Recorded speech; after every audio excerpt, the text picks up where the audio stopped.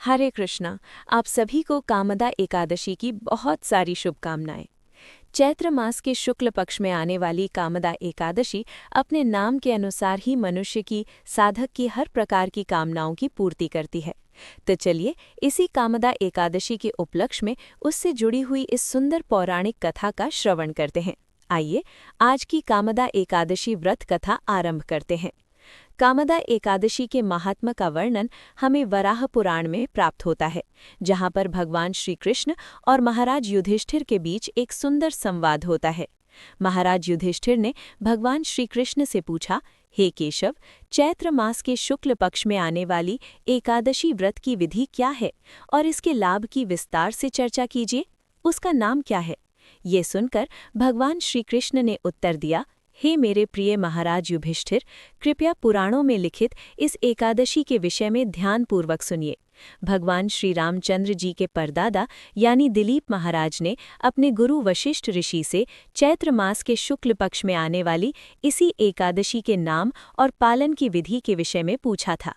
उस समय वशिष्ठ ऋषि ने उत्तर दिया था, हे राजन, इस एकादशी का नाम कामदा है।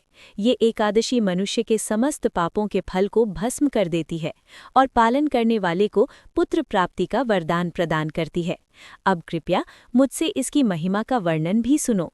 प्राचीन काल में भोगीपुर नामक एक शहर था, जिसका शासन राजा पुंडरीक करते थे।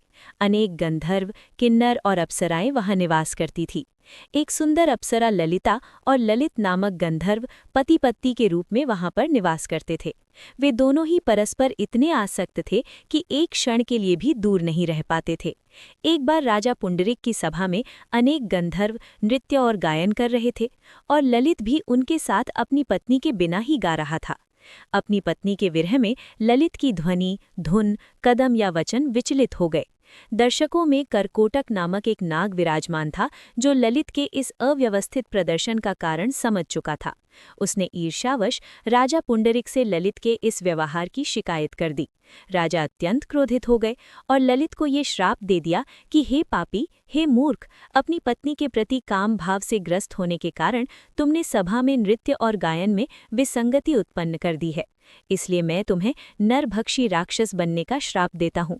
इसी क्षण चले जाओ यहाँ से। राजा पुंडरीक का ये श्राप सुनने के बाद तत्क्षण ललित एक भयानक राक्षस में परिवर्तित हो गया। जब ललिता ने अपने पति का ये भयानक रूप देखा तो वो अत्यंत दुखी हो गई। वो दिन रात यही चिंता करती रहती कि किस प्रकार उसकी वो सहायता कर सके। वो वन में अपने ही पति के साथ रहने लगी। एक दिन अपने पति के साथ वन में भटकते हुए ललिता ने विंध्य पर्वत के शिखर पर श्रृंगी मुनि का आश्रम देखा। ललिता ने तुरंत ही वहां पर जाकर मुनि को सादर प्रणाम किया। ललिता को देखकर ऋषि श्रृंगी ने पूछा, हे देवी, आप कौन हैं, किसकी पुत्री हैं और आप यहाँ पर क्यों आई हैं? ये सुनकर ललिता ने उत्तर दिया, हे महात्मा, मैं वीरधन्व नामक गंधर्व की कन्या हूँ। मेरा नाम ललिता है। मैं यहाँ अपने पति के साथ आई हूँ। हे महात्मन, मेरे पति को राजा पुंडरीक द्वारा श्राप मिला है और वे राक्षस बन चुके हैं। मैं उनका वो भयानक रूप देखकर अत्यंत दुखी रहती हूँ। मैं अपने पति को इस कष्टमय स्थिति से मुक्त करवाना चाहती हूँ। कृपया मुझे प्रायश्चित की वो विधि बताइए जिसके द्वारा मेरे पति इस श्राप से मुक्त हो सके। ललिता का तीव्र निवेदन सुनने के बाद ऋषि श्रृंगी ने कहा, हे देवी, कुछ दिनों में कामदा एकादशी आने वाली है, जो चैत्र मास के शुक्ल पक्ष में आती है। इस एकादशी व्रत का दृढ़तापूर्वक पालन करने से समस्त इच्छाएं पूर्ण हो जाती हैं। हे भद्र महिला, इस एकादशी व्रत का पालन करो। इसका पूर्ण फल अपने पति को अर्पित कर दो। इस फल से तुम्हारा पति तुरंत ही श्राप से मुक्त हो जाएगा। ललिता ने सावधानीपूर्वक कामदा एकादशी व्रत का पालन किया। पूर्ण श्रद्धा और मनोभाव से नियमपूर्वक प्रत्येक विधि को पालन किया और फिर द्वादशी के दिन वो ब्राह्मणों और परम भगवान वासुदेव के सामने बैठ गई और घोषणा करने लगी। उसने भगवान को साक्षी रहते हुए कहा, मैंने अपने पति को श्राप मुक्त करने के लिए कामदा एकादशी व्रत का पालन किया है। अब मेरे द्वारा अर्जित जो भी पुण्य फल है, उसके प्रभाव से मेरे पति को इस आसुरिक स्थिति से मुक्ति प्राप्त हो जाए। इतना कहकर उसने उस जल का छिड़काव किया और उसी समय ललिता का पति एक राक्षस के रूप में वहां उपस्थित था। जैसे ही ललिता ने अपनी प्रार्थना समाप्त की, उसका पति समस्त पापों से मुक्त हो गया और उसे अपना गंधर्व का सुंदर स्वरूप वापस प्राप्त हो गया। अपने सुंदर दिव्य देह को प्राप्त करने के बाद वे दोनों अपने नगर में लौट गए। कथा का समापन करते हुए भगवान श्री कृष्ण ने महाराज युधिष्ठिर से कहा, हे राजन, जो भी इस कामदा एकादशी की महिमा का श्रवण भी कर लेता है, उसे भी अपनी पूर्ण क्षमता के साथ इसका पालन करना चाहिए। उसे भी अनंत गुना अधिक फल प्राप्त होता है। इस कामदा एकादशी से बढ़कर कोई व्रत नहीं है, क्योंकि ये एक ब्राह्मण के वध के पाप से भी मुक्ति प्रदान कर सकता है, और ये कामदा एकादशी का व्रत आसुरिक श्रापों का भी खंडन कर सकता है। तो ये थी कामदा एकादशी की संपूर्ण पौराणिक कथा। आइए अब इस एकादशी के उपलक्ष्य में हम एक और सुंदर पौराणिक कथा का श्रवण करते हैं। और हाँ, अगर आप हमारे इस वैदिक ज्ञान के प्रचार कार्य की सराहना करते हैं और इस कार्य में अपना योगदान देना चाहते हैं, तो स्क्रीन पर दिया गया नंबर है, वहां आप हमें आर्थिक रूप से अपनी सहायता भेजकर भी हमारा उत्साह बढ़ा सकते हैं। चलिए अब एक इम्पॉर्टेंट बात बताती हूँ आपको। एकादशी जो है वो सिर्फ हमें स्पिरिचुअली अपलिफ्ट ही नहीं करती है, बल्कि वो हमें इनर अलाइनमेंट भी सिखाती है, अपने मन, बुद्धि और जीवन को सही दिशा और सही संतुलन में लाना। लेकिन जानते हैं, सच ये भी है कि बहुत सारी महिलाएं, विमेन, स्पिरिचुअली तो जुड़ी होती हैं, व्रत उपवास रखती हैं, धार्मिक नियमों का पालन करते हैं, लेकिन फिर भी लाइफ में एक क्लैरिटी नहीं होती है। कभी इमोशंस ओवरवेल्म कर देते हैं, कभी फाइनेंशियल डिसीजंस में कन्फ्यूजन आ जाता है, कभी रिलेशंस में ऊपर नीचे हो जाता है, और कभी ऐसा लगता है कि बहुत कुछ तो कर रहे हैं, लेकिन फिर भी कुछ नहीं कर पा रहे हैं। और इसी गैप को एड्रेस करने के लिए हमने एक वेबिनार डिज़ाइन किया है, जिसमें हम आपको अपना स्पेशल फ्रेमवर्क सेप आप सब के साथ शेयर करेंगे। और इस वेबिनार में हम प्रैक्टिकल तरीके से जानेंगे कि कैसे स्पिरिचुअली स्ट्रांग रहते हुए हम लाइफ के हर एस्पेक्ट में अलाइनमेंट लेकर आ सकते हैं। चाहे वो फाइनेंशियल अवेयरनेस की बात हो या इमोशनल स्टेबिलिटी की बात हो, ये सारी चीज़ें हम डिस्कस करेंगे। और ये वेबिनार सिर्फ महिलाओं के लिए है। ये एक दिन का वेबिनार रहेगा और उसमें विशेषकर उन महिलाओं के लिए है जो सिर्फ डिवोशन नहीं, अभी तो डायरेक्शन भी लाइफ में चाहती हैं। और अगर आप कोई पुरुष हैं और अगर आप किसी ऐसी महिला को जानते हैं जिन्हें ये वेबिनार उपयोगी हो सकता है, तो उन्हें भी आप इस वेबिनार के लिए रजिस्टर करवा सकते हैं। और अगर आप रेडी हैं अपने नेक्स्ट लेवल के लिए, तो risewithhimali.com पर जाइए और अपने आप को रजिस्टर करिए। पूरी डिटेल और इसका लिंक जो है वो नीचे डिस्क्रिप्शन बॉक्स में मिल जाएगा।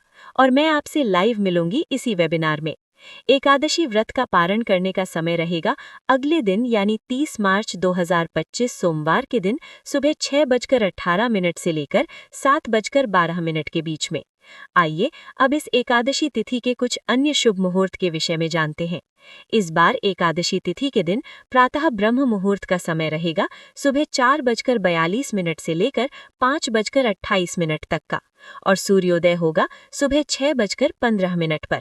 शाम को सूर्यास्त का समय रहेगा शाम 6:37 पर। एकादशी के दिन प्रातःकालीन संध्या पूजा अर्चना और भगवान श्री विष्णु की आराधना करने का समय है सुबह 5:05 से लेकर 6:15 के बीच में, और संध्या काल में भगवान श्री हरि का पूजन करने का समय रहेगा शाम 6:37 से लेकर 7:47 तक। इस दिन अभिजीत मुहूर्त का समय रहेगा दोपहर 12:01 से लेकर 1:51 तक।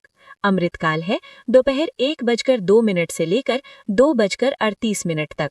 इस दिन राहु काल का समय रहेगा शाम 5:04 से लेकर 6:37 तक।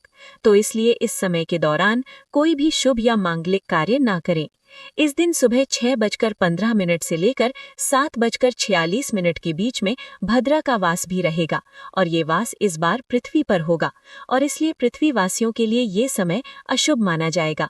तो इसलिए इस समय के दौरान भी कोई शुभ या मांगलिक कार्य ना करें। इस बार एकादशी तिथि के दिन दोपहर 2:38 तक आश्लेषा नक्षत्र रहेगा, और उसके बाद माघ नक्षत्र आरंभ हो जाएगा। अब देखिए, इस बार जो एकादशी तिथि आ रही है उसके अगले ही दिन यानी कि 30 मार्च को प्रदोष का व्रत भी आ रहा है। तो आप में से कई भक्तों के मन में प्रश्न होगा कि जब एकादशी व्रत का पारण करना है तो फिर प्रदोष व्रत का पालन कैसे करेंगे। तो उसके लिए बहुत ही सरल उपाय है कि आप एकादशी व्रत का पारण करने से पहले उसके जो भी शास्त्रोक्त नियम है उन्हें संपन्न कर लें। भगवान शिव से प्रार्थना करें और भगवान को अर्पित सिर्फ चावल के एक दाने को स्वीकार करके आप अपने एकादशी व्रत का पारण कर लें और उसके बाद अपने इस प्रदोष व्रत को यथावत चालू रखें। इस प्रकार करने से आपका प्रदोष व्रत खंडित नहीं होगा और एकादशी व्रत का पारण भी हो जाएगा। तो आपके अपने चैनल को सब्सक्राइब करके रखें। हरे कृष्णा।